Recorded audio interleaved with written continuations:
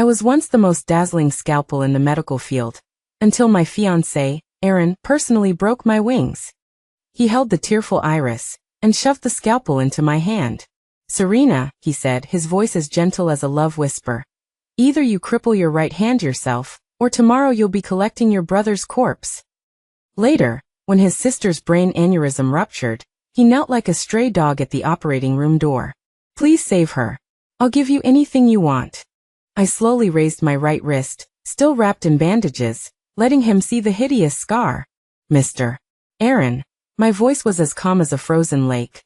"Look carefully, this hand was crippled by you. Now even God can't save your sister." The cold white light of the operating lamp stung my eyes. Standing for 8 consecutive hours, my mind was highly focused, like a taut string. Lying on the operating table was an important figure in the country, with a vascular tumor near the brainstem, in a location so tricky it was infuriating. No more than 3 people in the country dared to accept, and were confident in completing this surgery. And I, Serena, was the one with the highest success rate. Sweat soaked the hair on my forehead under the sterile cap, but my right hand, holding the scalpel, was as steady as a rock. The subtle touch of my fingertips was transmitted to my brain through the instrument, every movement precise to the micrometer. Dissection, hemostasis, suturing. Like a ballet danced on a knife's edge. Finally, the last suture was completed, and the vital signs on the monitor stabilized. I let out a sigh that was almost imperceptible. "Surgery successful," I announced, my voice hoarse with exhaustion. The assistants and nurses cast admiring glances at me. I knew that, barring any accidents, my name would be on the medical news headlines again tomorrow. Brain surgery maestro Serena creates another miracle. Walking out of the operating room, the suppressed feeling of fatigue came crashing down like a tidal wave. Leaning against the cold wall, I just wanted to quickly change out of this surgical gown and collapse on my soft bed at home. Maybe Aaron would be waiting for me at home. He was the director of this hospital, and also my boyfriend of 3 years. We would have some red wine together, celebrating another life I had snatched from the hands of death. He would embrace me as usual and say, "Serena, you are my pride." Thinking of him, the corners of my mouth unconsciously lifted in a warm smile. "Sister Serena, you worked hard."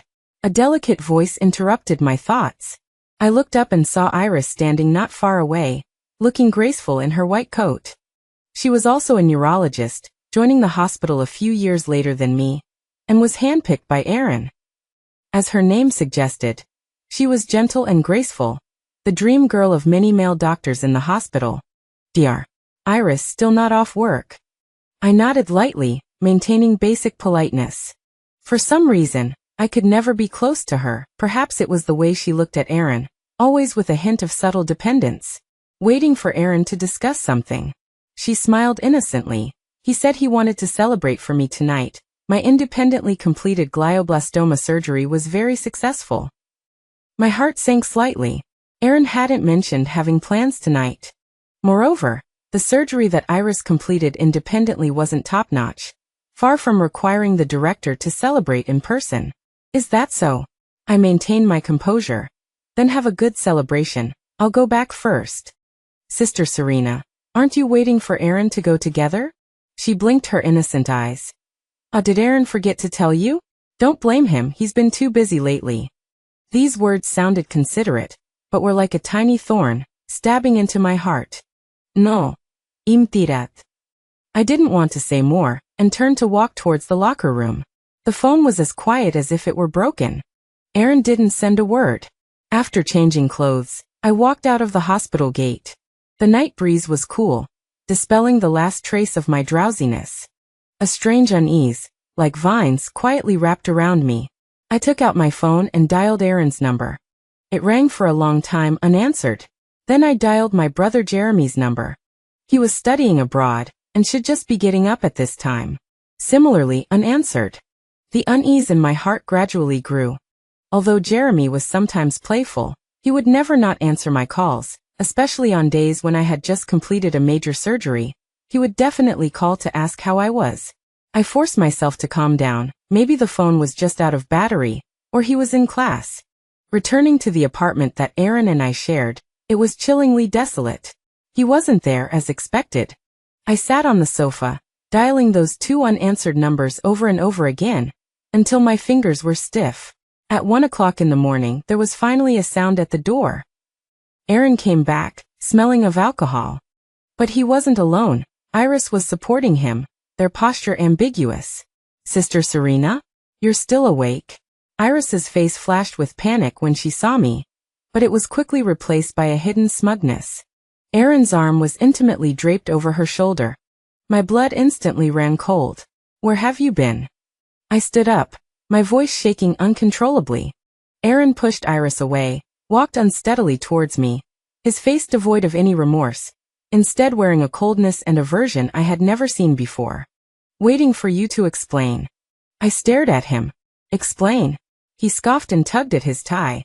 "Serena, what right do you have to make me explain?" I was stunned. Was this the man who had held me yesterday and told me he loved me? "Brother Aaron drank too much, Sister Serena, don't mind." Iris took a step forward, seemingly trying to smooth things over, but her tone was laced with boasting. "We just had dinner with a few medical equipment suppliers, and talked about the new project I'll be leading next." I ignored her, and just looked at Aaron. "Where's Jeremy? Why isn't he answering the phone?" Aaron's eyes flickered for a moment, then turned gloomy. "Your brother? How would I know?" Iris, however, gently, I had covered her mouth and her eyes darted around. "Sister Serena, don't you know yet? Jeremy. He seems to have had some trouble abroad." My heart contracted violently. "What trouble?" It seems he went out to a party last night and encountered a street shooting. Now, his whereabouts are unknown." As she spoke, she carefully observed Aaron's expression. With a bang, my brain went blank. Missing? Shooting? I rushed forward and grabbed Aaron's arm. "You know, don't you? You must know. Speak." Aaron violently shook me off, with such force that I staggered backward. "So what if I know?" He looked down at me, his eyes filled with bone-chilling coldness. "Serena, you can barely protect yourself now, and you still have the mind to care about others?" "Others? That's my brother." I almost screamed. "Soon he won't be." His tone was calm, but every word was like a stab. "Unless you do as I say."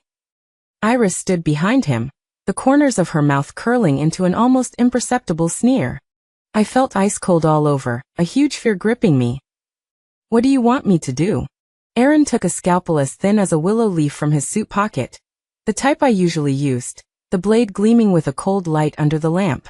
He threw it on the coffee table in front of me. "Use this to sever the tendons in your right wrist." His voice was unwavering. "I want you to never be able to hold a scalpel again in your life." Time seemed to freeze. I looked at him in disbelief, as if I was meeting this man for the first time. The man I had loved for 3 years, the man I had trusted and relied on with all my heart, was now casually demanding that I destroy my life's work. Destroy this pair of hands that countless people had praised as the hands of God. Why? My voice was as dry as sandpaper rubbing. Because Iris needs the title of brain surgery maestro. He reached out and pulled Iris into his arms, the movement natural and intimate. "Your existence is blocking her path." Iris leaned against him, timidly saying, "Brother Aaron, don't force Sister Serena like this. Maybe there's another way." "This is the fastest and most effective way." Aaron interrupted her, his eyes filled with impatience as he looked at me.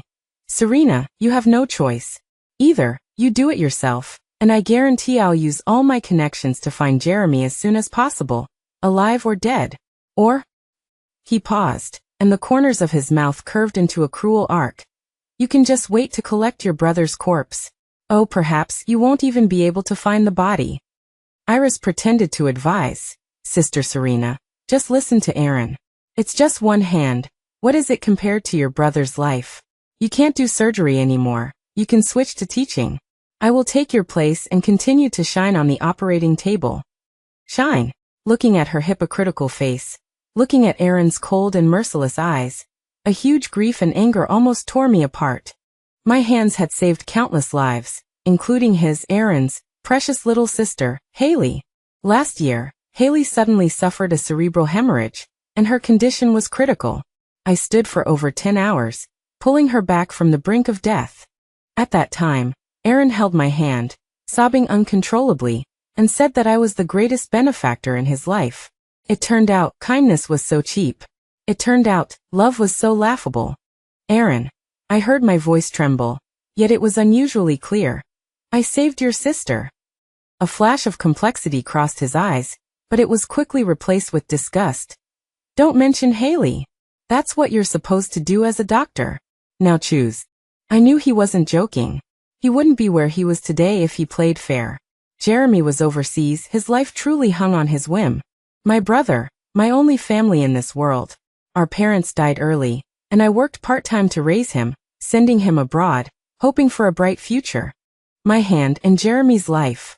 This choice was suffocatingly cruel. The rain beat against the window, like countless needles stabbing my heart. I slowly bent down and picked up the cold scalpel.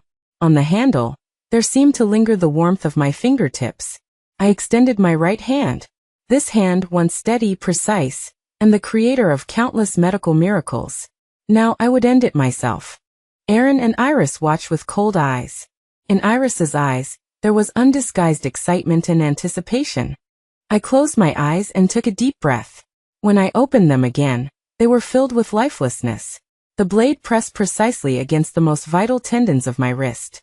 A sharp, intense pain surged, and blood gushed out instantly, staining my vision red. But I couldn't feel the pain really.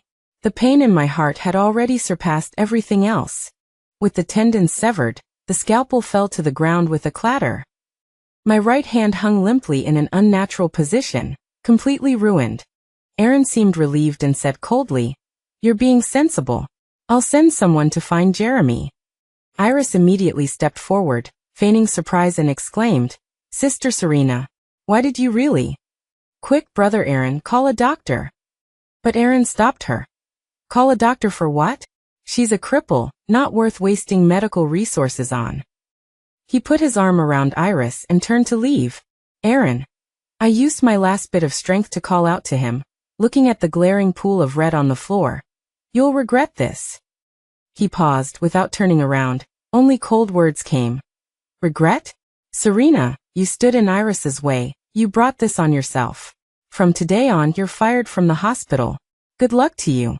They left together, leaving me alone in the blood-soaked room, feeling the joint death of my career and love. The rain outside the window fell even harder. The intense pain jolted me awake from my unconsciousness, or rather, the burning sensation of the wound and the chill in my heart prevented me from truly falling asleep. I lay on the cold floor, the wound on my right wrist haphazardly bandaged with torn bedsheets, the blood already soaked through the fabric, congealing into a dark red.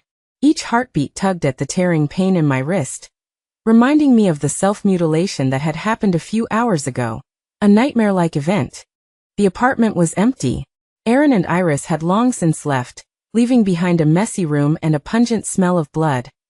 They hadn't even called an ambulance, throwing me away like a piece of trash, leaving me here to fend for myself. A cripple, not worth wasting medical resources on. Aaron's words were like poisoned ice picks, repeatedly piercing my nerves. I struggled to sit up, cold sweat instantly covering my forehead. Leaning against the wall, I used my still functional left hand to laboriously pull out my phone. The screen was cracked, but still usable. Missed calls and messages flooded in. Some from colleagues concerned about the success of the surgery. Some from the media who heard the news and wanted to interview me. But more were from those who didn't know the truth and were asking about my sudden disappearance. None from Aaron. None from Iris. There was only one text message from an unknown number, short and cold. "Jeremy has been found, he's fine. Behave yourself." I stared at the text message, and suddenly wanted to burst out laughing. "He's fine. Behave yourself." How lightly he spoke. He used a fabricated threat to easily ruin my life, then told me he's fine, and told me to behave myself. What about my right hand? What about the career I valued as my life? Was it just going to be brushed aside so lightly? My left hand trembling, I dialed Jeremy's number. This time, the phone was answered almost immediately. "Cease." Jeremy's young and energetic voice came through, with a hint of urgency. "Are you okay? My phone was stolen a few days ago. I just replaced the SIM card. I called you so many times and couldn't get through. I was so scared." How was your surgery? Was it successful? Hearing my brother's familiar voice, all my strength instantly crumbled. Tears welled up, mixed with the bloodstains on my face, salty and desperate. I bit my lip hard, trying not to cry. Cease. Why aren't you talking? Are you okay? Jeremy's voice was even more worried. I'm okay. I tried my best to make my voice sound normal, but I couldn't help but choke. The surgery was very successful. I'm a little tired. It's good that you're okay. It's good that you're okay. Of course I'm okay. I just had bad luck and lost my phone. Sis, your voice doesn't sound right. Are you too tired? Get some rest. I'll come back to see you when my semester ends. What do you want to eat? I'll bring it to you. My brother's concerned words were like dull knives, slowly torturing my heart. I couldn't imagine how broken he would be if he knew the truth, that his bright future was exchanged for his sister's right hand, a hand once hailed as God's hand. I can't let him know. At least not now. Making up a few excuses, I hung up the phone in a hurry. Huge sadness and humiliation almost drowned me. Leaning against the wall, I slid down to the ground and wept silently. I don't know how long I cried, until the tears ran dry, leaving only numb pain. I knew I couldn't fall here. Aaron and Iris wouldn't let me go, and staying here would only lead to more humiliation. I have to leave. Supporting myself with my left hand, I struggled to get up. Every movement sent searing pain through my right wrist. I rummaged through the first aid kit at home, and using my left hand and teeth, cleaned the wound again, sprinkled on hemostatic powder, and rebandaged it simply. The movements were clumsy and slow, and sweat blurred my vision again and again. The hand that once could perform the most intricate surgeries now seemed so pathetic even bandaging itself. I packed a few essential clothes and documents, as well as all my savings. Not much. Most of the money was used to support Jeremy's studies abroad and our lives. I looked at the diamond ring that Aaron gave me last year as a birthday gift. A delicate ring he said was an engagement ring. I sneered and threw it into the trash can. Dragging my weak body and a ruined hand, I left this home that was once full of longing but now only filled with nightmares. I didn't tell anyone where I was going. I rented a simple single room in a remote corner of the city, like a wounded beast, licking my wounds alone.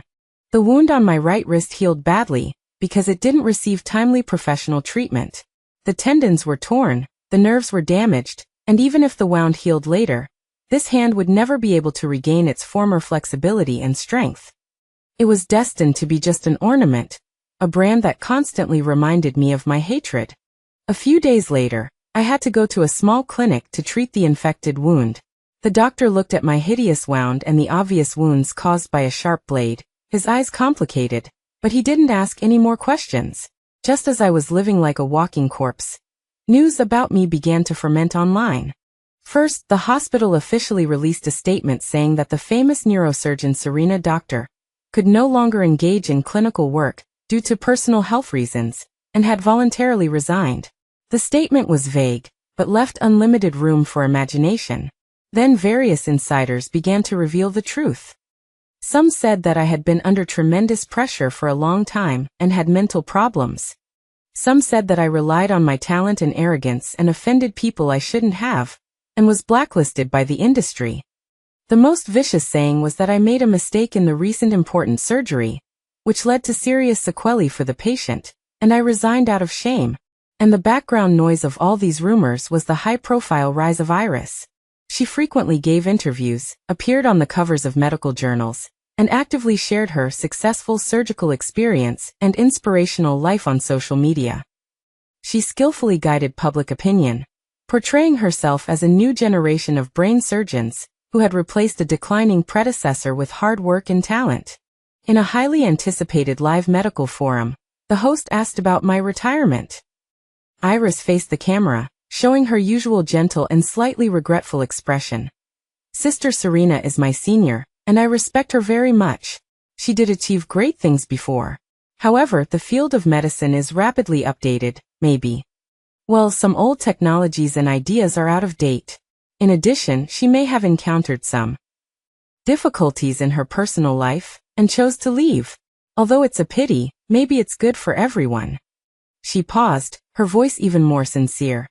As a colleague, I sincerely hope that Sister Serena can take good care of herself and get out of her difficulties.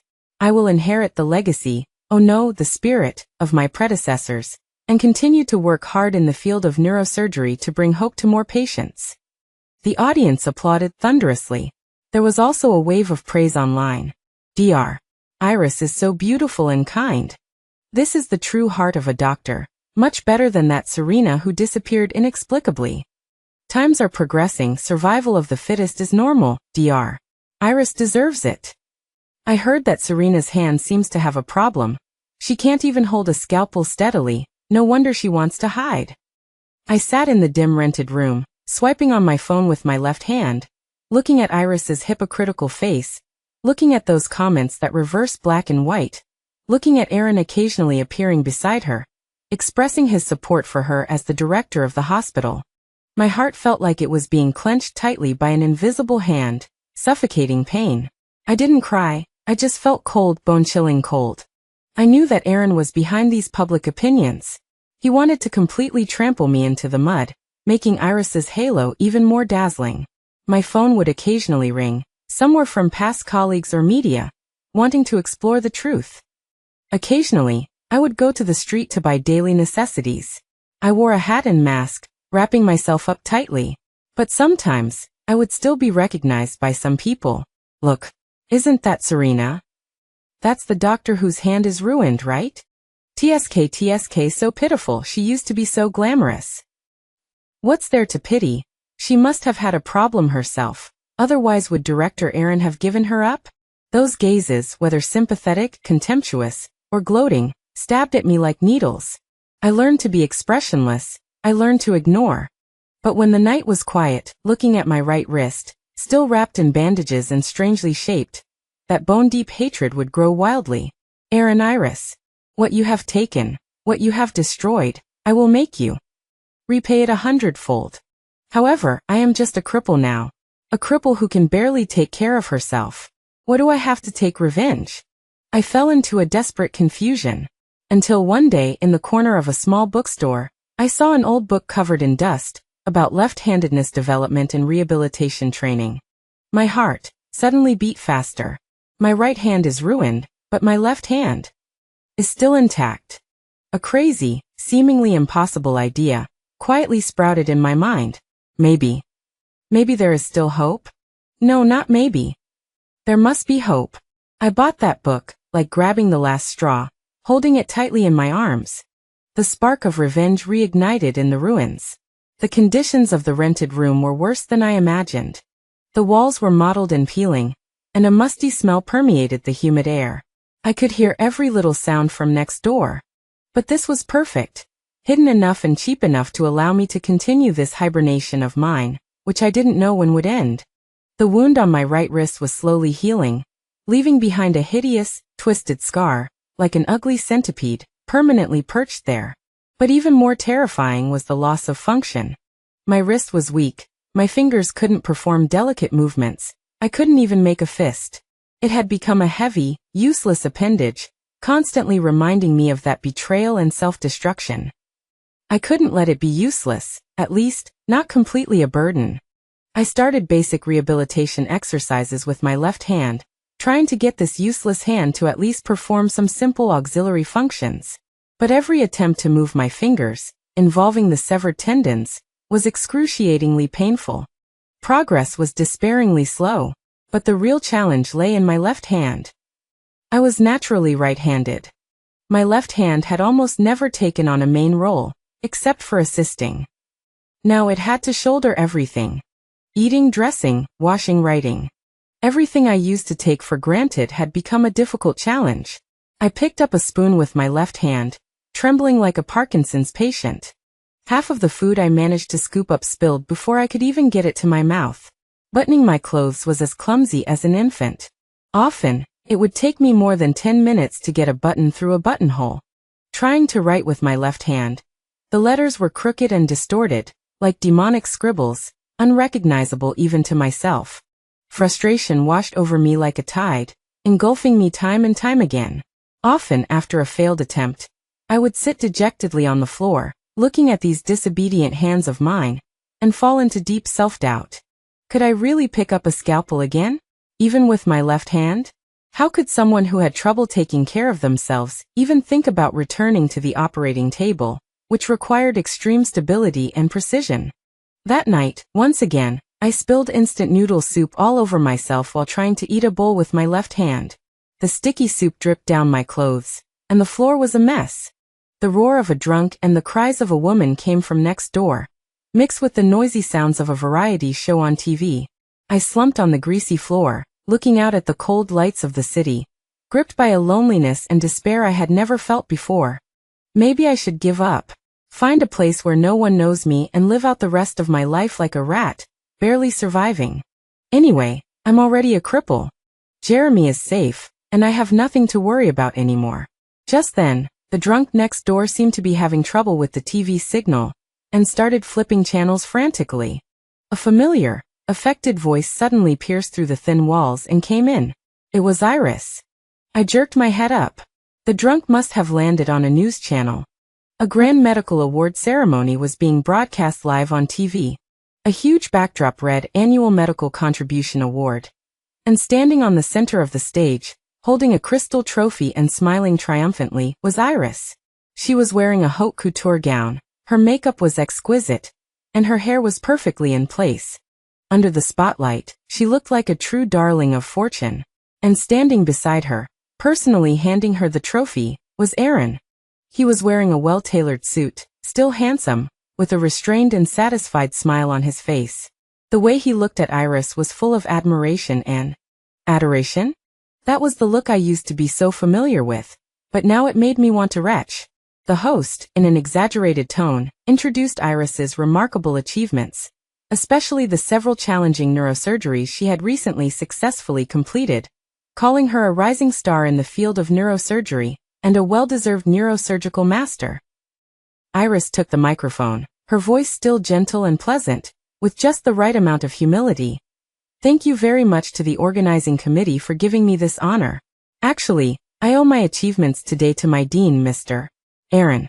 The camera immediately zoomed in on Aaron, who nodded slightly with impeccable grace. Iris continued. It was Aaron's trust and support that gave me the greatest stage.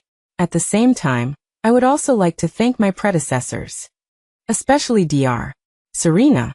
She suddenly mentioned my name, causing my heart to clench. A hint of just the right amount of regret appeared on her face. Serena has left her beloved post due to health reasons. We are all saddened by this. As her junior, I will carry on her love and pursuit of medicine, and continue to work hard to live up to everyone's expectations. Loud applause erupted from the audience. The online broadcast was flooded with comments. Dr. Iris is amazing. Well deserved. Such a broad perspective. She even mentioned her predecessor. She's so beautiful and kind-hearted. Dean Aaron and Dr. Iris look so good together. A match made in heaven. That Serena should have stepped aside long ago. Dr. Iris is the real neurosurgical master. Ah, that's right. Serena, that waste, is probably picking up garbage in some corner somewhere now. The drunk next door seemed to be infected by the atmosphere, and was shouting at the TV, accompanied by a lewd laugh.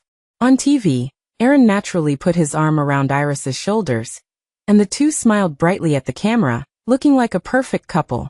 The image was harmonious and jarring.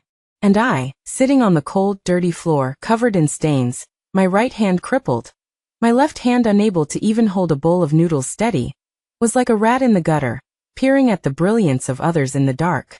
Intense hatred surged and boiled in my chest like magma. It was about to burst through my body. Not sadness, not grievance, but pure hatred, enough to incinerate everything. Aaron. Iris. You climbed to the top on my flesh and blood, my career, my dignity, accepting the worship and praise of the crowd. You turned me into a monster, neither human nor ghost, and then lightly say regret? You took everything from me, yet you won't even give me a quiet corner. You use your success to torment me at all times. No way. I leaped to my feet and rushed to the broken little TV, slamming it off. Iris's false smile and Aaron's cold eyes instantly disappeared. Silence fell in the room. Only my heavy breathing and the drunk's muffled curses next door. I walked to the only clean wall in the room, the one where I had posted my rehabilitation plan. Now I tore that plan down. I picked up a thick black marker with my left hand. My knuckles turned white from the effort, and the pen tip dug deeply into the wall. I wrote 2 words stroke by stroke, with all my strength, on the mottled wall. Aaron. Then Iris. These 2 names were like 2 hideous scars, etched on the wall, and also etched into my bones. I took a step back, looked at these 2 names, and my chest heaved violently. Then I raised my trembling, weak left hand and pointed it at the names on the wall. My voice was hoarse, but with an almost insane determination, I vowed, word by word. I, Serena, hereby swear. The humiliation of today, the vengeance for my severed wrist, the hatred for my stolen career. I will repay you 100-fold in the future with the things you fear and cherish the most. One day, I will pick up a scalpel again with this left hand. I will stand higher than you, and watch you with my own eyes. Fall into disgrace. Descend into hell. My voice echoed in the small space, carrying a desperate and terrifying power. After saying all this, I leaned weakly against the wall, but my eyes were no longer lost. Hatred had become the only driving force that sustained me. From that day on, I threw away all self-pity and despair. I devised a stricter, more insane training plan. My left hand couldn't hold a spoon steady? Then I would start with picking up beans. Soybeans, mung beans, red beans. I bought all kinds of beans and spent hours every day, trembling, picking them up one by one with chopsticks and putting them into another bowl. The beans fell countless times, and I bent down to pick them up countless times. The skin on my fingers wore away, formed scabs, and wore away again. My left hand was weak. Then I would practice grip strength. I squeezed a sponge with my left hand, squeezed a rubber ball, and even went to find discarded surgical instruments to practice the feeling of gripping them repeatedly. I scoured all the books and materials I could find on left-handed training, neurological rehabilitation, and even skills training for the disabled, absorbing all possible knowledge like a parched sponge. I knew it was difficult, almost impossible. But whenever I wanted to give up, the 2 names on the wall, Iris's false smile on TV, Aaron's cold eyes, and the hideous scar on my wrist, would whip me like a lash, making me stand up again. The days passed slowly in monotony and pain. I was like a hermit, isolated from the world, focused on only one thing: to restore to my left hand the power to control my destiny. Outside the window, Iris's fame grew, and Aaron's hospital prospered. They lived in the spotlight, dazzling and brilliant. And I lived in the dark corner of the slum, living with pain, clumsiness, and hatred. But I knew that hibernation was for a more deadly attack. Aaron, Iris, laugh all you want. The day my left hand can pick up a scalpel again, I will make you unable to even cry. Time passed in my day after day left-handed training, like sand through my fingers, impossible to grasp or hold back. In the blink of an eye, it was late autumn. The leaves of the plane trees outside the window were yellowing and falling, just like my seemingly lifeless situation. My left hand, after countless tremors, failures, worn-out skin, scabbing and wearing away again, was finally beginning to show a trace of taming. Picking up beans no longer scattered all over the floor. I could eat with a spoon relatively steadily, and even write barely recognizable words. But for surgery that required microscopic precision, this was far from enough. I knew I needed more professional, more brutal training. I had almost cut off contact with the outside world. The only sources of news were a broken radio and the occasional expired medical magazines I bought at the corner newsstand. Like a traveler in the desert thirsting for sweet water, I greedily drew the latest news from the medical world, especially about neurosurgery, about Aaron's hospital, about Iris. In the magazines, Iris was even more prominent. She was portrayed as an almost perfect image of genius, hard work, and kindness. She attended various high-end forums, gave forward-looking speeches, which, in my opinion, were mostly flashy and lacked a solid clinical foundation. But the media and the public bought it. They needed a hero, and Iris had been packaged as that hero. Aaron's figure also often appeared in the reports. He always stood by Iris's side as a supporter and talent scout. The golden couple had become the hospital's best publicity banner. Everything seemed so beautiful, so natural. Until one day, in the corner of the social news section of an expired newspaper, I saw an inconspicuous report. The sister of the director of a famous neurosurgical hospital's condition worsens, and a young life is in danger. The accompanying photo was a somewhat blurry picture of Aaron and a young girl in a hospital gown. The girl was wearing a hat and had a pale face, but her smile was still bright. It was Haley. My heart sank. The report was very short, saying only that Haley's brain cancer had recurred, that her condition was not optimistic, and that she was receiving treatment at Aaron's hospital, where the hospital had organized the strongest team of experts to do everything possible to save her life. Haley. That warm, sunny girl. I remembered her playfully calling me Sister Serena, and her sincerity when she gave me homemade cookies after she recovered. She was Aaron's sister, and the one I had once done everything I could to pull back from the brink of death. My hatred for Aaron was overwhelming, but Haley was innocent. A sense of foreboding enveloped me. Based on my understanding of Haley's previous condition, the recurring tumor must be in an extremely dangerous location. Sure enough, in a few days, more details about Haley's condition began to circulate in small circles. I learned more definite news from a nurse who used to be on good terms with me, and had now left the hospital. Haley's tumor was growing near the brainstem in a location known as the surgical forbidden zone, compressing important nerves and blood vessels. The tumor itself was irregularly shaped and closely adhered to the surrounding tissue. Top national experts had held multiple consultations, and the conclusion was shockingly consistent. The surgery was extremely risky, the success rate was extremely low, and she might not even make it off the operating table. Conservative treatment might prolong her life for a few months, but ultimately, this meant that Haley had almost been sentenced to death. I could imagine Aaron's anxiety and despair. His parents had died early, and he only had this one sister, whom he cherished like a treasure.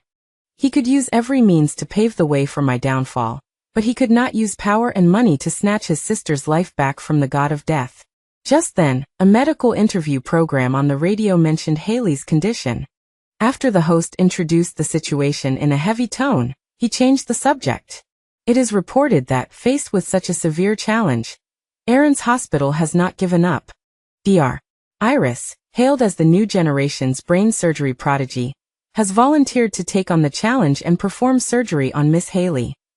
This decision demonstrates the benevolence and fearless commitment of medical professionals. Let us all pray for the success of the surgery. Iris? She's going to operate on Haley? I almost sneered. I know Iris's skill level too well. She's certainly got some cleverness, she's good at maneuvering, and her basic skills are solid, but she lacks the real experience to deal with complex and difficult surgeries, and that almost instinctive precision. Those successful surgeries she's lauded for were either exaggerated in difficulty, or had senior assistants safeguarding her. Letting her lead an operation on Haley's tumor, located in the forbidden zone, is nothing short of reckless endangerment. That location, that degree of adhesion and risk, even in my prime, would require all my focus and be like walking on thin ice. I wouldn't dare say the success rate would be 100%. Iris? She doesn't even have a 30% chance. She's gambling. Using Haley's life to bet on her own reputation and status. If she succeeds, she'll become a legend in one fell swoop, completely solidifying her title as a brain surgery prodigy, and might even use it to tie Aaron down firmly.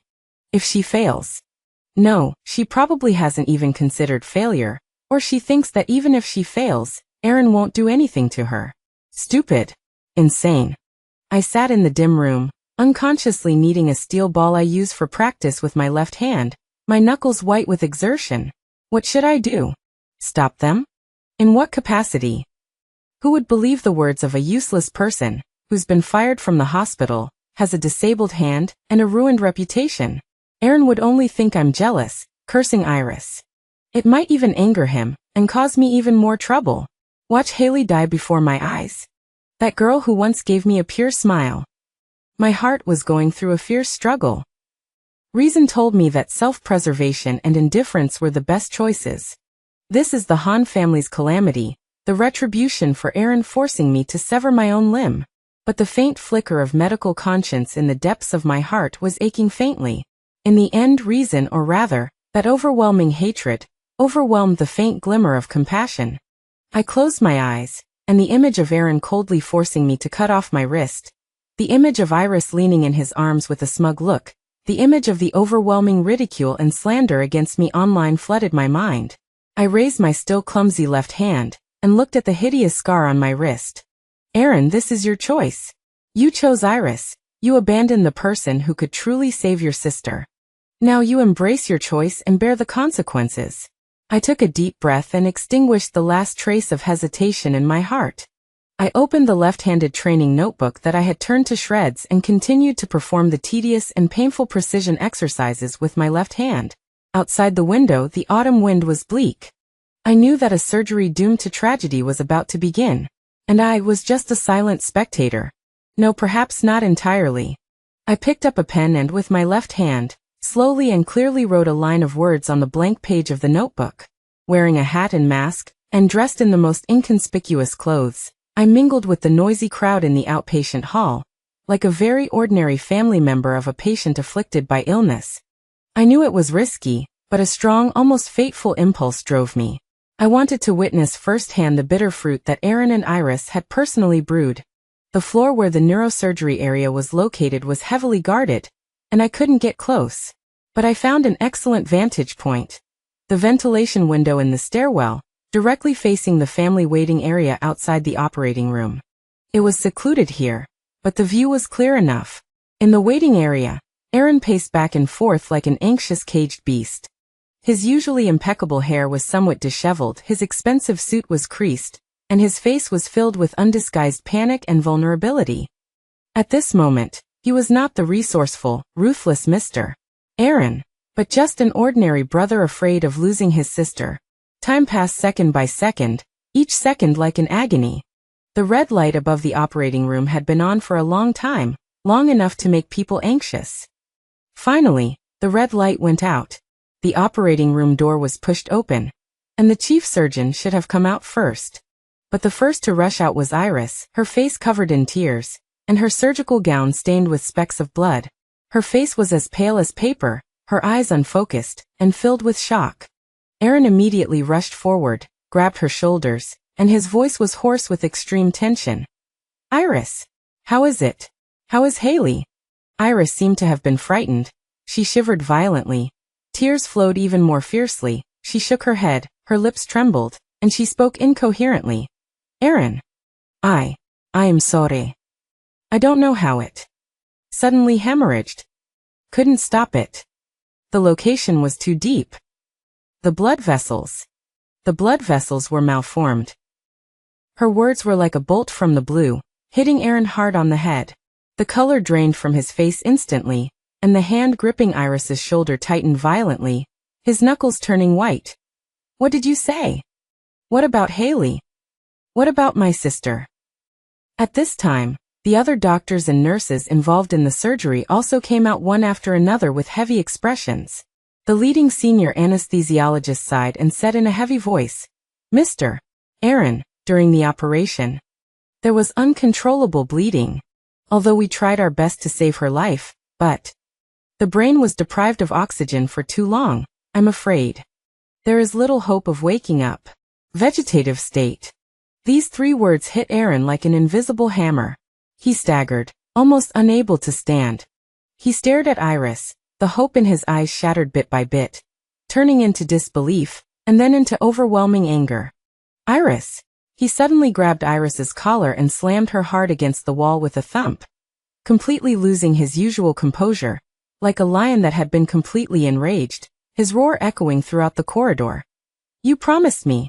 You said you were confident. What the hell did you do to Haley? Iris was terrified and cried out in defense. It's not my fault. Aaron, you believe me. The tumor location was too bad. The adhesions were too severe. It was an accident. A medical accident. Accident? Aaron's eyes were bloodshot. Was the preoperative assessment all fake? Aren't you a self-proclaimed brain surgery prodigy? Huh. Is this your skill level? You've turned my sister into a vegetable. The surrounding doctors and nurses looked at each other, none daring to step forward to dissuade him. Iris's cries and shirking of responsibility seemed pale and powerless in the face of Aaron's rage. I stood in the shadows of the stairwell, watching this scene coldly. My heart felt like it was frozen. I couldn't feel the slightest bit of pleasure, only a heavy, almost desolate sense of absurdity. Look, Aaron. This is the price you paid for abandoning me and choosing her. Just then Aaron, on the verge of rage, inadvertently glanced at the corner of the corridor and caught my cold gaze. He froze. In that instant, various complex emotions churned in his eyes, shock, disbelief, and then, like a dying man seeing the last straw, a burst of almost crazy light. He pushed away the still crying Iris and stumbled towards me. Serena! Serena! He rushed to me and grabbed my left arm without saying a word, his strength so great that he almost crushed my bones, his voice trembling violently with excitement and despair. You're here. You must have a way, right? You saved Haley before. You did it even though that time was more dangerous. Save her one more time. Please. Save Haley. He spoke incoherently, his eyes filled with humble pleading, completely different from the angry man just now. I let him hold me, without struggling. The pain from my left arm was far less than the slightest bit of the old scar on my heart. Slowly, with an extremely calm, but icily piercing gaze, I looked back at him. Then I raised my right hand. Slowly, I unwrapped the bandage that had been wrapped around my wrist to cover it up. That hideous, twisted, centipede-like scar was completely exposed to the air, and also exposed to Aaron's eyes. Under the pale light of the hospital corridor, this scar appeared even more ugly and glaring. Aaron's gaze froze on the scar as if he had been burned. The pleading and excitement on his face instantly froze, then shattered bit by bit, leaving only huge, undisguised panic and regret. I looked at his changing expression, and a very faint, very cold arc appeared at the corner of my mouth. Mr. Aaron, my voice was not loud, but it clearly entered his ears, each word like an ice pick, piercing into his heart. Look carefully. This hand. I shook my powerless, drooping right wrist with its terrifying scar. It was you, Aaron, who forced me to cripple it in order to let that crying brain surgery prodigy beside you rise to the top. I turned my gaze towards the operating room, where Haley was lying unconscious. Now, my voice carried a cruel calmness. What am I supposed to use to save your sister? Use this useless hand that can't even untie a bandage? Aaron seemed to have been drained of all his strength. The hand grabbing my left arm suddenly loosened, and he staggered back 2 steps, his face ashen. He looked at the scar on my wrist, then looked at my cold face, then looked at the direction of the operating room, and finally, his gaze landed despairingly on Iris, who was shivering aside. That look was filled with deep-seated resentment and a pain of realizing it was too late. I didn't look at him again, nor did I look at Iris, who was ashen-faced. I slowly rewrapped the bandage, covering the shameful scar. Then, I turned around and walked down the cold stairs step by step. Behind me came Aaron's desperate and suppressed low roar like a trapped beast, and Iris's more panicked cries. The chaos and tragedy in the corridor were no longer related to me. The news of Haley becoming a vegetable, like a boulder thrown into a lake, stirred up huge waves in the already turbulent medical circle. Although Aaron tried his best to suppress negative reports, paper couldn't contain fire, and various rumors spread like wildfire. The formerly infinitely glorious Yanjiang Meimeg had become a living corpse, and the chief surgeon was the newly promoted brain surgery prodigy Iris, whom he had vigorously promoted. The irony and tragic color of this were enough to make all those in the know sigh. Aaron's world collapsed. He was no longer the high-spirited, all-controlling Mr. Aaron he used to be. He became gloomy, irritable, and spent his days outside Haley's ward, his eyes sunken, his beard unshaven, and his expensive suit looked empty and desolate on him. He used all the connections he could think of and spent a lot of money to hire top neurologists from abroad, but each consultation yielded a desperate result. Irreversible brain stem damage. The chance of waking up is less than 1%. Maintaining vital signs is the best option at present. These cold verdicts, like blunt knives, repeatedly cut Aaron's already riddled heart.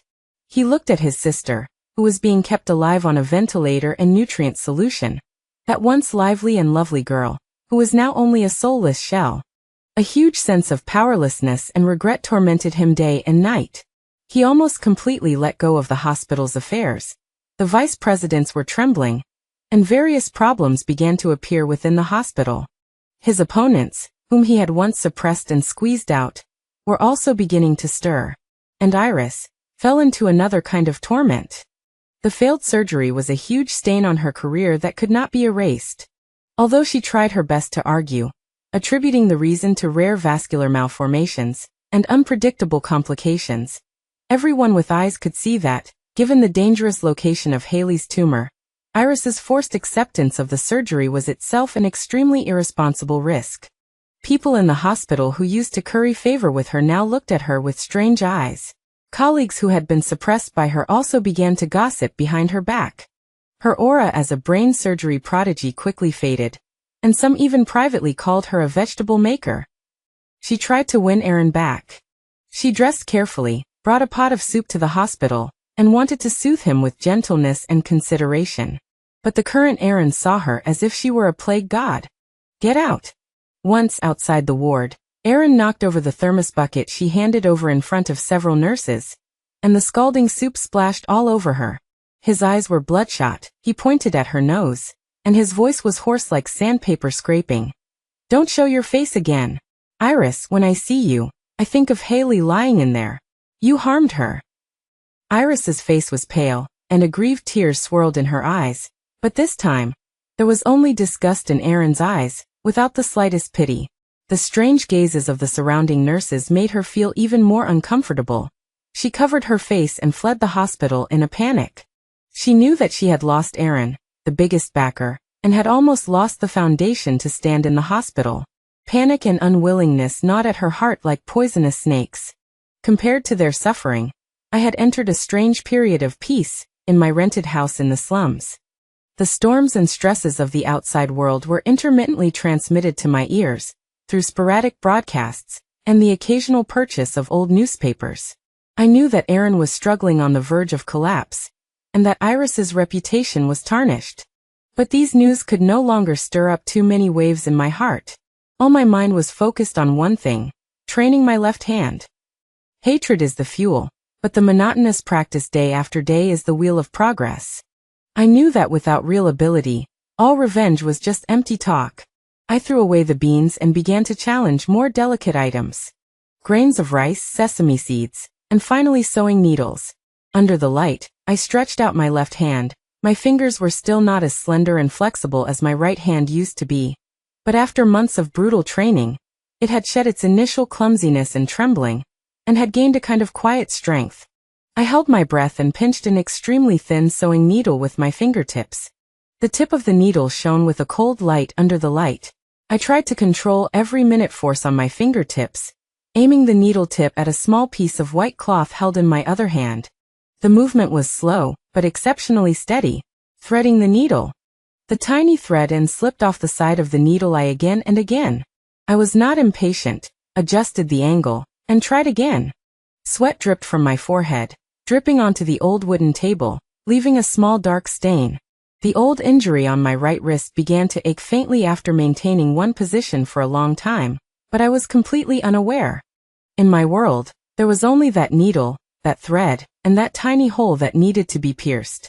Finally, after I don't know how many attempts, the fine white cotton thread accurately passed through the eye of the needle. Success. I didn't cheer, didn't even breathe a sigh of relief. I just pinched the threaded needle with my left hand, held it up to the light, and examined it carefully. The needle was sharp, the thread supple. This was no longer just threading a needle. It was a symbol that the dexterity and stability of my left hand had reached a whole new threshold. Although there was still a long way to go before I could master precision surgical instruments, at least, I had seen a glimmer of hope. I put down the needle and thread and walked to the mottled wall. On the wall, the two names, Aaron and Iris, were still carved there like a curse. I reached out my left hand and gently brushed the two names with my fingertips. The rough texture of the wall touched my fingers. Not fast enough, I whispered to the wall, my eyes cold and firm. Must be faster. Before you are completely destroyed, how can I stagnate? Outside the window the night was deep. But I knew that the darkest moment before dawn often meant that light was about to come. My left hand was ready to face new challenges. And Aaron and Iris's nightmare was far from over. After their backs were against the wall, a deeper abyss awaited them. Several months passed. I had been in this simple clinic in this remote town for quite some time. The conditions here were harsh, and the patients were mostly nearby villagers, with colds and flu, headaches, or some external injuries caused by fieldwork.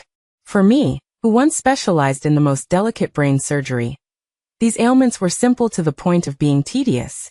But this was exactly what I needed. I started over with my left hand, from the most basic consultations and prescriptions, to wound cleaning, suturing, and injections. At first it was still clumsy, especially suturing. The feeling of holding the needle and forceps with my left hand was completely different from my right hand. The brain needed to re-establish a set of nerve reflexes. Fortunately, the villagers were simple and honest, and were quite tolerant of me, a doctor from the city whose hand seemed a little inconvenient. Gradually, my left hand became more and more skilled. The stitches were evenly spaced, and the surgical knots were firm and standard. I even began to try some more complex procedures with my left hand, such as simple abscess incision and drainage. The old doctor in the clinic went from initial suspicion of this helper, to later showering me with praise. I lived under an assumed name, severing all ties with the past. No one here knew who Serena was, let alone the past of the brain surgery prodigy. I was just a silent, strange doctor whose left hand was more flexible than her right. Calm, but not numb. The two names on the wall, the scar on my wrist, constantly reminded me of the hatred in the distance. I knew that Aaron and Iris's torment was far from over. Haley's situation was like a ticking time bomb. Sure enough, on a sultry afternoon when a rainstorm was about to arrive, the clinic's tattered curtain was suddenly flung open. A tall, but abnormally haggard and disheveled figure rushed in, covered in dust and dampness from the outside. It was Aaron. He had lost a lot of weight. The suit that used to fit him was now hanging loosely on his body. His eyes were sunken, his beard was stubbly, and his hair was disheveled. He was nothing like the Mr. Aaron of the past. His eyes were bloodshot, a kind of madness and humble pleading on the verge of collapse. His gaze swept across the simple clinic, finally locking on to me. At that moment, an indescribable light burst out in his eyes, like a drowning man finally seeing a floating straw. "Serena," he said, his voice extremely hoarse, with the weariness of travel and a fragility I had never heard in him before. "I finally found you." There were still several villagers waiting to see the doctor in the clinic, all curiously looking at this disheveled man who suddenly broke in, and whose temperament was out of place with his surroundings. The old doctor frowned. "Sir, please queue if you want to see a doctor." Aaron ignored him completely. He rushed to my examination table, slammed his hands on the surface, leaned forward, and stared at me, breathing rapidly. "Serena. Haley is dying." I was using a rather deep cut on a villager's arm to practice left-handed suturing, the needle tip steadily piercing the skin. Hearing his words, my left hand did not tremble in the slightest, perfectly tying off the knot and cutting the thread. The whole process was smooth and flowing, as if the Haley he mentioned had nothing to do with me.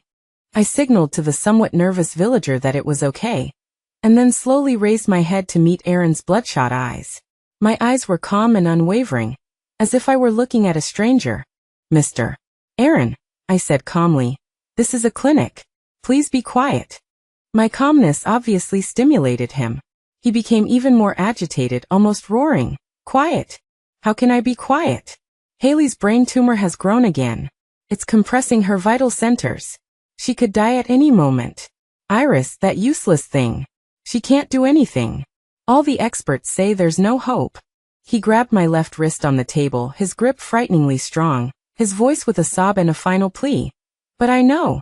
Serena, I know you can. You're the only one in the country who can operate on that location. You saved her once, please save her again. As long as you can save Haley, I'll agree to any condition. Hospital? I'll give you the hospital. Money? All my money is yours. Or do you want my life? I'll give it to you. As long as you can save Haley." He was incoherent, his posture so low it was in the dirt.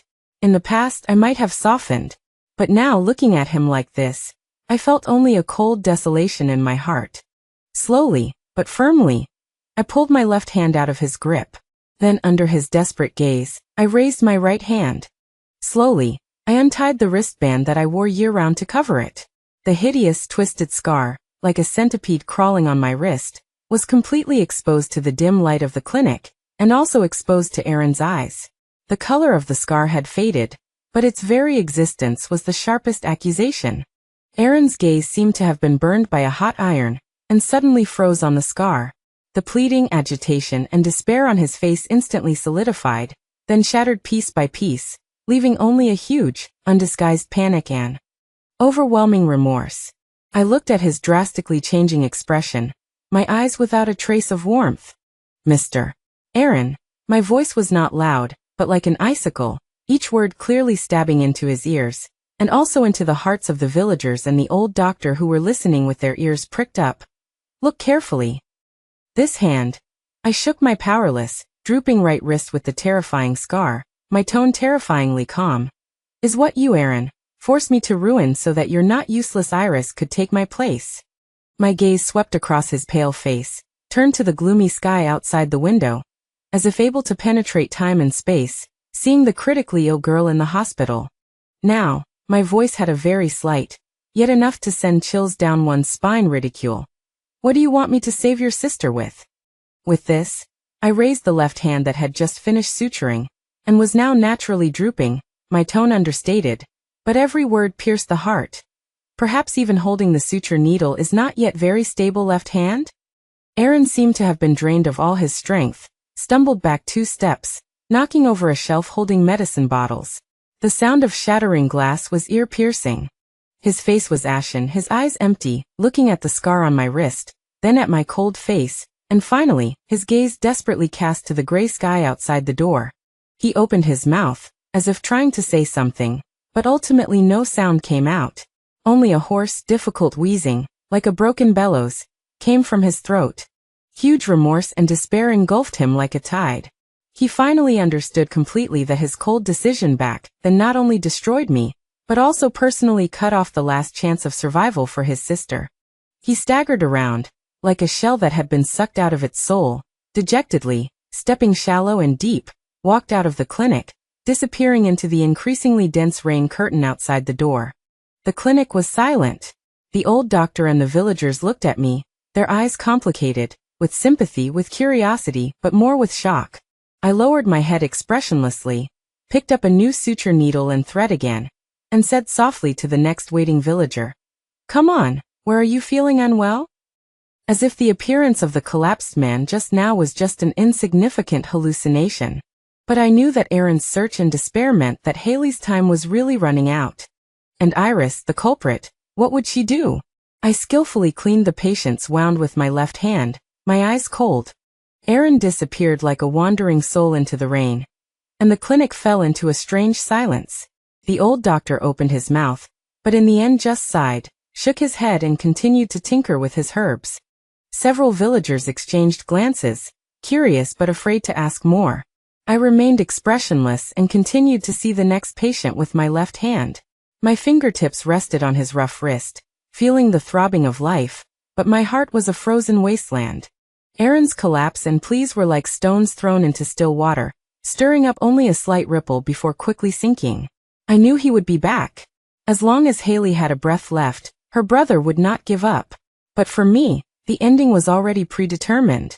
From the moment he forced me to cut off my wrist, Haley's fate had been sealed. Iris's madness merely accelerated the process. On the other end of the city, outside the VIP ward of a top private hospital, the atmosphere was suffocatingly oppressive. Aaron returned dejectedly, soaked to the bone, with mud on his suit and hair plastered to his forehead, looking disheveled. He leaned against the cold wall, slid to the ground, ran his hands through his hair, and emitted a suppressed, painful whimper. The destruction of his last glimmer of hope brought a despair even deeper than before. Iris cautiously approached, holding a cup of hot coffee in her hand. "Aaron, where did you go? Drink something to warm up." She tried to show tenderness, but her voice trembled almost imperceptibly. Haley's condition was deteriorating, and she was more panicked than anyone. Once Haley died, Aaron would never let her go. Aaron suddenly looked up, his bloodshot eyes staring at her, like a wild beast choosing to devour. "Get out!" He knocked the coffee away, the scalding liquid splashing all over Iris, and the porcelain cup shattered on the ground with a jarring sound. "It's all your fault." He stood up, stepping closer and closer, his voice distorted by extreme anger and despair. "If it hadn't been for you encouraging me back then, if it hadn't been for your incompetence, how could Haley have become like this? Now she's about to die. Are you satisfied?" "Huh." Iris was so frightened by his appearance that she retreated repeatedly, her back hitting the cold wall, with nowhere to escape. Tears streamed down her face, and she frantically argued. "Aaron, you can't blame me entirely. It's Serena. She's the one who refused to save her. She could save her, but she won't. She's taking revenge on us. She's letting her die." "Revenge?" Aaron laughed as if he had heard a ridiculous joke, his laughter shrill and desolate. "Iris, look at me." He grabbed her chin roughly, forcing her to look into his bloodshot eyes. "You tell me, who was it who personally destroyed the hand that could save people? Who was it who forced her into that remote corner of the mountains?" "It was me. It was you. It was us." Each of his words was squeezed out from between his teeth, carrying bloody remorse. "It was us who cut off Haley's lifeline. And now you still have the nerve to push the blame on her." He suddenly let go. As if touching something dirty, the disgust in his eyes almost solidified. "Iris, if anything happens to Haley, I'll make you pay with your life." These murderous words made Iris cold all over, and she collapsed to the ground. She watched Aaron's resolute back leaving, fear like countless cold hands gripping her throat. She couldn't sit still and wait for death. Haley had to live. At least she couldn't die while she was in her charge. A crazy and risky idea sprouted and spread in her heart. Since Serena wouldn't help, since all the experts had declared her dead, what if? What if she, Iris, could turn the tide? If she could risk another surgery, even if it was just to temporarily stabilize the situation, or even if Haley eventually died, but as long as she showed a posture of trying her best, blaming the failure on the fact that the condition was too severe and beyond help, maybe Aaron's anger wouldn't be completely poured out on her? Maybe she could have a chance of survival? This was a gambler's all-in bet after losing their senses. She was forced to the edge of a cliff, and there was only this seemingly risky path to escape from death. In the simple clinic in the remote town, I had just seen off the last patient. Outside the window, the night was dark, and the rain was still falling. The old doctor was packing up, hesitating to speak. "Dr. Serena. That man today." "An insignificant person," I interrupted him, my voice calm, and began to skillfully clean, disinfect, and categorize the instruments with my left hand. The movements were smooth and natural. This hand could now perfectly handle all the work here. But I knew that this was far from enough. Late at night, I locked the door of the clinic and returned to the small living quarters behind. Several of the latest foreign medical journals were spread out on the table, which I had asked someone to bring from the city. They contained the latest research progress and surgical case discussions on tumors near the brainstem. I turned on the lamp and used my left hand to pick up a pen and record the main points in a notebook, sketching a schematic diagram of the surgical approach. Under the light, my left hand was steady and strong, and the tip of the pen scratched on the paper, outlining precise and clear lines. Revenge requires strength, and my strength comes from knowledge and technology. Haley's tragedy confirmed Iris's fragility, and also highlighted the importance of absolute strength. I can't just be content with suturing wounds in this small clinic. I must stand up again, stand even higher than before. I knew what was happening in the outside world.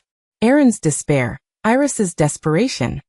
All of this was sliding towards an inevitable tragic end, and I just needed to wait patiently, waiting for their empire to begin to collapse from within. Waiting for the day when my left hand truly possessed the power to control everything.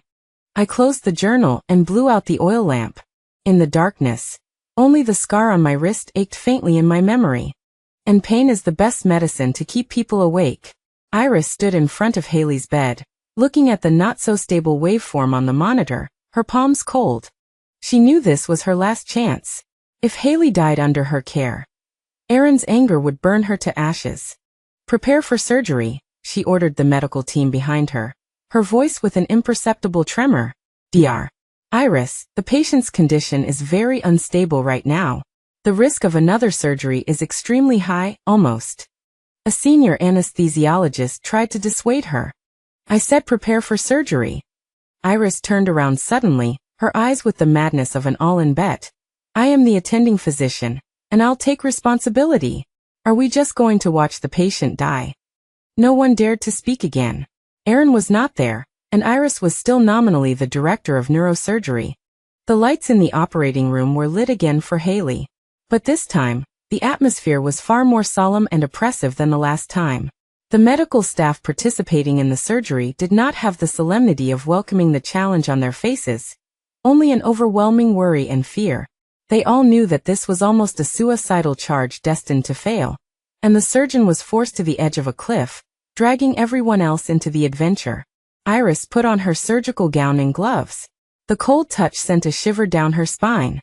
She took a deep breath, trying to regain her usual confident and composed state, but the panicked eyes in the mirror betrayed her. Her hands were trembling slightly. She clenched her fists forcefully, forcing herself to calm down. Begin, she gave the order, raising her voice deliberately to hide her inner weakness. The scalpel cut the scalp, exposing the skull. All the steps seemed to be proceeding step by step. But when the skull was opened and the intracranial situation was seen, everyone involved in the surgery felt their heart sink. The tumor was worse than the images showed. Not only had it grown, but because of the previous failed surgery, the surrounding tissues were severely adhered and edematous, the anatomical structure had become blurred, and fragile blood vessels were like spider webs spread over the surface of the tumor. The slightest touch could trigger a catastrophic hemorrhage. Cold sweat instantly broke out on Iris's forehead. She realized that she had no way to start. The tumor was like a devil's fruit covered in barbs, deeply embedded in the forbidden zone of life. Blood pressure is dropping. Oxygen saturation unstable. The monitor began to emit a piercing alarm. Stop the bleeding. Stop the bleeding now. Iris's voice was tinged with tears as she frantically tried to control the situation. But the more flustered she became, the more distorted her movements. The electrocautery hook in her hand accidentally snagged a small artery. Instantly, blood gushed out like a breached dam, quickly flooding the surgical field. Crap! It's a branch of the basilar artery. Suction. Maximum power. The operating room was thrown into chaos. The suction device couldn't keep up with the surging blood, and the surgical field was a sea of red, making it impossible to see anything. Iris stood frozen before the operating table, her face as white as paper, the instrument in her hand clattering to the floor. She stared at the glaring red, her mind blank. It's over. Everything is over. The news reached the small-town clinic the next afternoon. A villager buying cold medicine casually mentioned big news he'd heard from relatives in the city. Heard the hospital director's sister died during surgery yesterday. Operated on by that famous female doctor. TSK, what a tragedy. My hand, reaching for the medicine, paused almost imperceptibly. Then I continued to wrap the weight herbs, my expression calm and unperturbed. How much Dr. Serena? 3.5. The villager paid and left with a sigh. I walked to the clinic door, looking at the gray sky outside. The rain had stopped, but the sky remained gloomy. Haley is dead. That once bright and smiling girl had ultimately died because of her brother's stupidity and the greed and incompetence of the one she loved. I closed my eyes, and the image of Haley calling me Sister Serena, Aaron's desperate pleas on his knees, and Iris's hypocritical face flashed through my mind. There was no sense of satisfaction and revenge, only a heavy, cold stillness. This was the inevitable outcome. From the moment Aaron chose to betray me, the wheels of fate had been turning in this direction. Iris's madness merely accelerated the process. Now, one of the important characters on the stage has left the scene early. So how will the remaining actors perform this final act? I turned and returned to the clinic, continuing to wipe the gleaming medical instruments. Left hand steady. Intentional injury, causing serious harm. The evidence was irrefutable, and Aaron didn't even try to defend himself. He was quickly arrested, tried and sentenced to 3 years in prison. The once glorious director and neurosurgery expert were now one behind bars and the other a cripple, receiving psychiatric treatment in the hospital, completely disappearing from the public eye. Their empire collapsed in an instant. As for me, I stayed in the small-town clinic for another year, using my left hand to heal the sick and save the wounded. My reputation gradually spread throughout the surrounding villages and towns. But I knew this was not my final destination. After Aaron went to prison, I left the small town. I used my savings, along with the prize money I'd received from anonymously publishing several papers on left-handed neurosurgery over the years, to go to a top medical research center abroad. It had the most advanced equipment and the most open academic atmosphere. No one knew about my past. They just saw me as an exceptionally hardworking and gifted left-handed surgical researcher. I studied and trained voraciously, focusing on left-handed minimally invasive neurosurgical techniques, especially the removal of difficult brain tumors. After the most rigorous training, my left hand became more steady and precise than my right hand ever was, because it carried not only technique, but also deep-seated hatred and the will to be reborn. 3 years passed in the blink of an eye. I earned international acclaim for my outstanding achievements and several groundbreaking demonstration surgeries. Ghost hand. That's what they called me, because my left hand operated as fast as a ghost and was unbelievably precise. I came back. I was hired as the director of the neurosurgery center at an international hospital, even more prestigious than Aaron's. The media flooded with reports of my return, calling me a medical miracle and a legend of the left hand. My past was dug up, but the version had been completely twisted. I was a hero who had been framed, forced to sever my own wrist, but had risen from the ashes with amazing perseverance. I readily gave interviews, never avoiding the past, but simply stating the facts in a calm tone. Public opinion was overwhelmingly on my side. Aaron and Iris became a negative example that everyone reviled. Aaron's release from prison went almost unnoticed. 3 years in jail had dulled all his edges. He looked much older than his actual age, his eyes were clouded, and his gait was unsteady. The world had changed dramatically, and there was no place for him. He tried to regain some of his past resources, but everyone avoided him like the plague. He rented a simple room and barely eked out a living doing odd jobs. Until one day, a severe headache and blurred vision knocked him down. The test results came back. A brain tumor. The location was identical to Haley's and even worse. Ironic? Of course. In desperation, he saw a report about me on television. On the screen, I was wearing a white coat, calmly and confidently explaining the latest neurosurgical techniques. My left hand skillfully manipulating 3D images. The reporter called me the hope for countless brain tumor patients. Hope. The word was like a final ray of light shining into his dark abyss.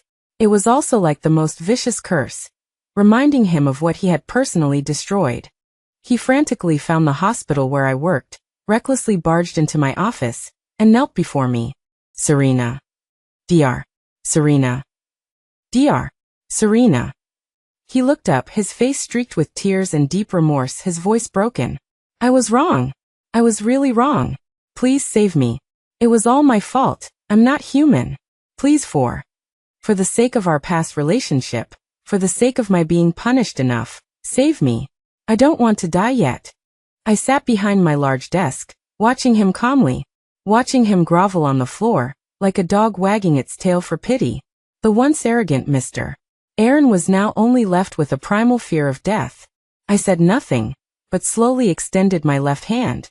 This hand, steady, strong, with clearly defined knuckles. It had once been unable to pick up beans or hold a spoon, but now it could perform the most delicate surgeries in the world. Then I raised my right hand. On my wrist, the hideous scar was still clearly visible, like an eternal judgment.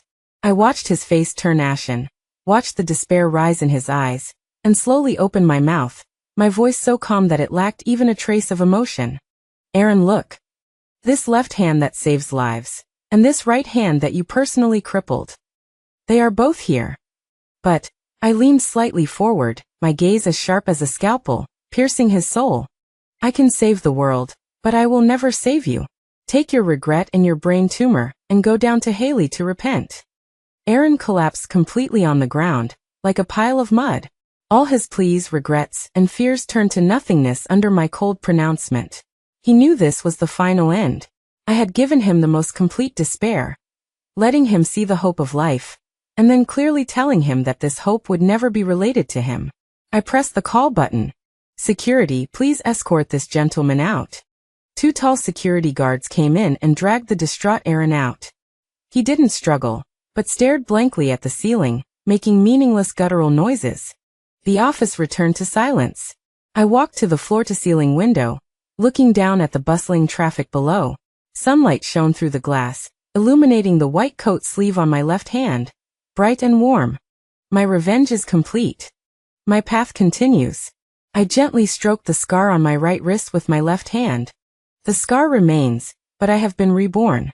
The moment Aaron was thrown out of the hospital gate, the sky was leaden gray, like a dirty rag, pressing down from above. He slumped on the cold cement ground, beneath him a sticky puddle of sewage, exuding a sour stench. His expensive suit, the one he wore when he went to prison 3 years ago, now tattered and stained, was completely ruined, but he couldn't feel it. The brain tumor was like an invisible hand, churning wildly inside his skull, his vision blackening in waves, accompanied by violent nausea. Heh, heh. He opened his mouth, but could only make the sound of a broken bellows. Serena's last sentence was like a red-hot iron, branded into the depths of his soul. "Take your regret and your brain tumor, and go down to Haley to repent." The hope of life was within reach, but completely cut off by the evil he had sown many years ago. This despair was more cruel than death itself. He didn't know how he got up, or how he staggered back to the rented room in the dirtiest corner of the city. A small room of only a few square meters. The walls were moldy, the windows broken, barely covered with plastic sheeting, the air forever filled with the mixed smell of cheap tobacco, sweat, and rotten food. There were 2 other tenants in the room. A migrant worker who had broken his leg on the construction site and couldn't get compensation, drinking and cursing his mother all day long, and an old man who was mentally confused, often muttering to the air. This was the boil under the shiny skin of the city, the final resting place for trash like him. The headaches became more frequent and more intense. Painkillers had long stopped working. Each attack felt like countless steel needles were stabbing deep into his brain from behind his eyes, making him want to bang his head against the wall. His vision was severely blurred, and everything appeared double. He tried other hospitals, but when he registered and sat in the doctor's office, and stutteringly spoke his name and condition, the doctor across from him would often show a look mixed with surprise, contempt, and a trace of fear. "Aaron? Are you the one? I'm sorry, your situation is too complicated. Our hospital's technology is limited, so I suggest you go to a better hospital." A better hospital? Where was better? He knew that Serena's hospital was the best. And his name, Aaron, had long been notorious in the medical community, a taboo, a plague. No one would be willing to take on a patient who had been explicitly rejected by Ghost Hand, Serena, especially one with such a wonderful past. He was turned away from all decent hospitals. He could only go to the oldest, most dilapidated community clinics to get the cheapest, almost ineffective painkillers. The clinic doctor frowned, looked at his distorted, painful face, and eventually just shook his head and prescribed some placebo-like medication. The money ran out quickly. The meager savings he had brought with him from prison quickly dwindled after checkups and medicine purchases. He had to find a job. But what kind of job could a man who had been in prison, had a criminal record, was not young, and was likely to fall ill at any time find? Finally, through a fellow villager's extremely reluctant introduction, he went to work as a porter in an underground black workshop. The working environment was extremely harsh, the air was polluted, and he had to carry heavy chemical raw materials. The foreman knew his background and beat and scolded him at will, and it was common practice to withhold his wages. "Damn it, hurry up. Lollygagging, do you think you're still that big hospital director?" The foreman spat a mouthful of thick phlegm at his feet. Aaron lowered his head, gritted his teeth, and endured the throbbing pain in his head and the fatigue in his body, struggling to move forward. Sweat, dust, and the occasional nosebleed, a symptom of the tumor pressing on his brain, mixed together, making him look filthy. Once, while carrying a barrel of corrosive liquid, a severe headache suddenly struck. His vision went black, his hands went weak, and the barrel fell to the ground, the pungent liquid splashing out, corroding his pants and leaving a burning scar on his calf. The foreman rushed over and started kicking and punching him without saying a word. "Waste! Pay up. You can't afford to pay for this barrel even if you sell yourself. Aaron curled up on the ground, clutching his head, letting the fists and feet rain down on him. He could no longer feel the pain in his body, because the pain in his brain was worse. He was just thinking, if only. If only he hadn't forced Serena. There was no if only. Retribution. This was retribution. He lost his job and completely lost his source of income. He couldn't even afford the rent for that filthy room. He was kicked out by the landlord, and could only live on the streets. During the day, he rummaged through trash cans for food, fighting with stray dogs. At night, he huddled in bank ATM lobbies or under bridges, shivering from the cold. When his headaches struck, he rolled on the ground, banging his head against the cold pavement or walls, emitting beast-like wails that drew disgusted and fearful glances from passers-by. Crazy person. Stay away, bad luck. He became a living, slowly decaying zombie in this bustling city. Occasionally he would wander, dazed, near the hospital where Serena worked. Across a wide road teeming with traffic, he looked at the magnificent, clean and modern building, watching the doctors and nurses in white coats and the hopeful patients entering and exiting. It was a place where lives were saved. And he, just across the street, was in hell. He could see on the huge electronic screens, sometimes playing footage of Serena giving interviews or academic reports. She wore neat professional attire, or the sacred white coat, her eyes calm, confident and composed, her left hand gracefully making presentations. She had saved so many people and received so much honor and respect.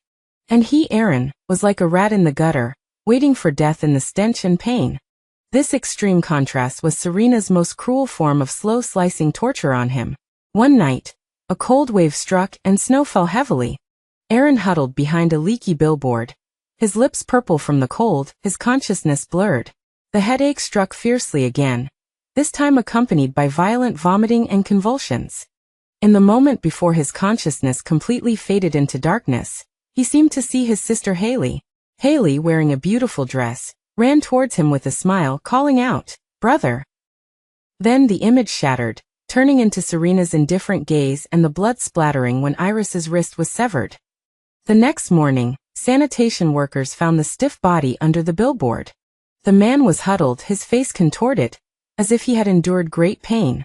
The cause of death was intracranial hemorrhage due to a ruptured brain tumor, combined with severe hypothermia. No one knew who he was. The police came, took pictures, made a record, and then treated it as an unidentified corpse. A few days later, a short piece of social news occupied the smallest space on the corner of a newspaper. Unidentified man freezes to death on street, suspected homeless person. No name, no identity, no one cared. Like a speck of dust, silently dissipating in the wind. Meanwhile, on the other side of the city, I had just successfully completed a difficult brain tumor resection. I took off my surgical cap, revealing my smooth forehead, my left hand as steady as ever. 5 years later, under the spotlight of the International Neurosurgical Academic Summit, I raised the golden trophy, my platinum wedding ring on my left hand shining along with the trophy. I dedicate this award to all those who are reborn in desperate situations. Below the stage, my husband, a top medical journalist who met me because of a report exposing medical scandals, was holding our babbling daughter, his eyes full of pride. During the post-conference interview, a reporter asked sharply, "Dr. Serena, do you feel vindicated by Aaron's ending?" I looked at the camera, my eyes as calm as water. I no longer look into the abyss. My battlefield is the operating table, my happiness is with my family.